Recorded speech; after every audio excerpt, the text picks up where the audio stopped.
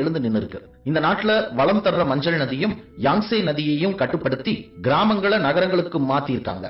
குடிசைகளை மாட மாளிகைகளாகவும் பிரம்மாண்ட கட்டடங்களாகவும் கட்டி ஏழையா இருந்தவன கோடீஸ்வரனா மாத்தி இருக்குது இந்த நாடு.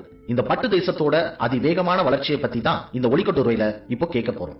சீனாவோட பொருளாதார ராணுவ வளர்ச்சி எழுச்சி அடைந்த காலத்தை கொரோனாவுக்கு முன்னாடி கொரோனாவுக்கு பின்னாடின்னு ரெண்டு வகையா பிரிக்கலாம். கொஞ்ச நாளைக்கு முன்னாடி உலகத்தையே ஆட்டம் போட வச்சுட்டு இப்ப கொஞ்சம் ஓய்வெடுக்க போயிருக்கிற அந்த கொட்டப்பாக்கு வடிவ கிருமிய உலகத்தோட மூல முடுக்கெல்லாம் விநியோகிச்ச மகா புண்ணிய செயலை சத்தமே இல்லாம நிறைவேற்றினது சீனா அப்படின்னும், கொரோனா வைரஸ சீனா வைரஸ்னும் அமெரிக்காவோட முன்னாள் ஜனாதிபதியா இருந்த டொனால்ட் ட்ரம்ப் கிண்டலா சொல்லுவார். அப்படிப்பட்ட இந்த கொரோனா காலத்துல கூட இந்த நாட்டோட பொருளாதாரம் சரியில்லை அப்படிங்கிறது ஆய்வாளர்களோட கருத்து. கொரோனாவுக்கு பின்னாடி இப்ப சீனா எப்படி இருக்கு? சீனாவுல இருந்த பொருளாதார தேக்க நிலை என்ன ஆணுச்சு? அமெரிக்க அதிபருக்கு சீனா மேல அப்படி என்ன கடுமையான கோபம்? இப்படி நமக்கு உருவாகிற எல்லா விதமான கேள்விகளுக்கும் இந்த ஒளிக்கட்டுரையில நாம விடகான முயல போறோம்.